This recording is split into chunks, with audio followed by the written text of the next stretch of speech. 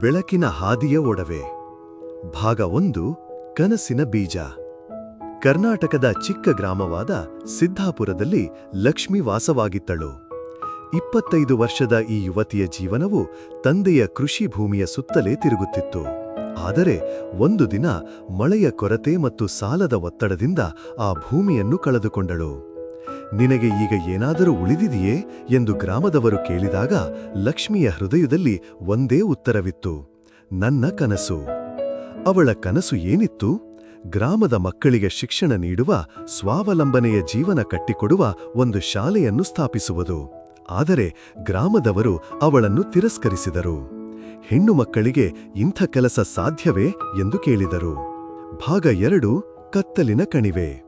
ಲಕ್ಷ್ಮಿಯ ತಾಯಿ ಅವಳಿಗೆ ಒಂದು ಒಡವೆಯೆಂದು ಉಡುಗೊರೆಯಾಗಿ ನೀಡಿದ್ದರು. ಒಂದು ಸಣ್ಣ ಹೊಳೆಯುವ ಕಲ್ಲಿನಿಂದ ಕೂಡಿದ ಕಂಠಹಾರ. ಇದು ಬೆಳಕಿನ ಹಾದಿಯೆಂದು ತೋರಿಸುತ್ತದೆ ಎಂದು ತಾಯಿ ಹೇಳಿದ್ದರು. ಆದರೆ ಸಾಲಗಾರರು ಆ ಒಡವೆಯೆಂದು ಕಸಿದುಕೊಳ್ಳಲು ಬಂದಾಗ ಲಕ್ಷ್ಮಿಯ ಜೀವನದ ಕೊನೆಯ ಆಶಾಕಿರಣವೂ ಮಂಗಟ್ಟಿತು. ಒಂದು ರಾತ್ರಿ ಗ್ರಾಮದ ಹೊರಗಿನ ಕಾಡಿನಲ್ಲಿ ಒಂಟಿಯಾಗಿ ಕುಳಿತು ಅವಳು ಅಳುತ್ತಿದ್ದಳು. ಆಗ ಒಬ್ಬ ವೃದ್ಧೆ ಶಾಂತಮ್ಮ ಅವಳನ್ನು ಭೇಟಿಯಾದಳು. ಕಷ್ಟಗಳು ಒಡವೆಯಂತೆ, ಅವು ನಿನ್ನನ್ನು ಒಡವೆಯಾಗಿಸುತ್ತವೆ ಎಂದು ಶಾಂತಮ್ಮ ಹೇಳಿದಳು. ಶಾಂತಮ್ಮ ಒಬ್ಬಳೇ ಗ್ರಾಮದಲ್ಲಿ ಶಿಕ್ಷಣದ ಮಹತ್ವವನ್ನು ಅರಿತವಳಾಗಿದ್ದಳು. ಭಾಗ 3 ಸ್ನೇಹದ ಬೆಳಕು. ಶಾಂತಮ್ಮನ ಸಲಹೆಯಂತೆ ಲಕ್ಷ್ಮಿ ಗ್ರಾಮದ ಯುವಕರನ್ನು ಒಟ್ಟುಗೂಡಿಸಿದಳು. ರಾಜು ಒಬ್ಬ ಕೆಲಸವಿಲ್ಲದ ಯುವಕ ಮತ್ತು ಸೀತಾ ಒಬ್ಬ ಗೃಹಿಣಿ ಅವಳ ಜೊತೆ ಕೈಜೋಡಿಸಿದರು.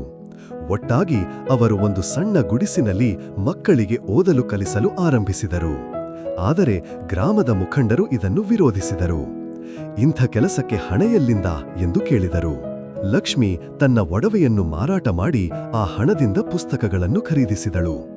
ಒಡವೆ ಕಳೆದರೂ ನನ್ನ ಕನಸು ಉಳಿಯುತ್ತದೆ ಎಂದು ಅವಳು ಘೋಷಿಸಿದಳು. ಭಾಗ 4 ಯಶಸ್ಸಿನ ಹಾದಿ. ಕೆಲವೇ ತಿಂಗಳುಗಳಲ್ಲಿ ಗುಡಿಸಲು ಶಾಲೆಯು ಗ್ರಾಮದ ಮಕ್ಕಳಿಗೆ ಆಶಾಕಿರಣವಾಯಿತು.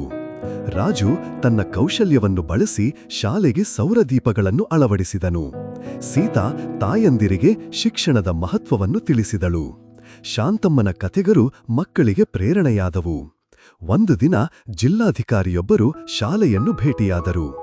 ಲಕ್ಷ್ಮಿಯ ಛಲಕ್ಕೆ ಮೆಚ್ಚಿ ಸರ್ಕಾರದಿಂದ ಅನುದಾನವನ್ನು ನೀಡಿದರು.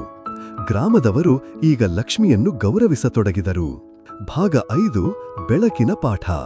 ಲಕ್ಷ್ಮಿಯ ಶಾಲೆ ಇಂದು ಸಿದ್ಧಾಪುರದ ಹೆಮ್ಮೆಯಾಗಿದೆ. ಅವಳ ಕನಸು ಒಂದು ಗ್ರಾಮವನ್ನೇ ಬದಲಾಯಿಸಿತು.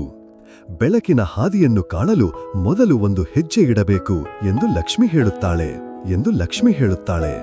ಈ ಕಥೆಯಿಂದ ನಾವು ಕಲಿಯುವುದೇನು? ಕಷ್ಟಗಳು ನಮ್ಮನ್ನು ಒಡವೆಯಾಗಿಸುತ್ತವೆ. ಆದರೆ ಧೈರ್ಯ ಮತ್ತು ಸ್ನೇಹದಿಂದ ನಾವು ಯಾವುದೇ ಸವಾಲನ್ನು ಜಯಿಸಬಹುದು. ಕಾರ್ಯಾಚರಣೆಗೆ ಕರೆ. ನಿಮ್ಮ ಜೀವನದಲ್ಲಿ ಯಾವ ಕನಸನ್ನು ಸಾಕಾರಗೊಳಿಸಲು ಬಯಸುತ್ತೀರಿ? ಕಾಮೆಂಟ್ನಲ್ಲಿ ಹಂಚಿಕೊಳ್ಳಿ.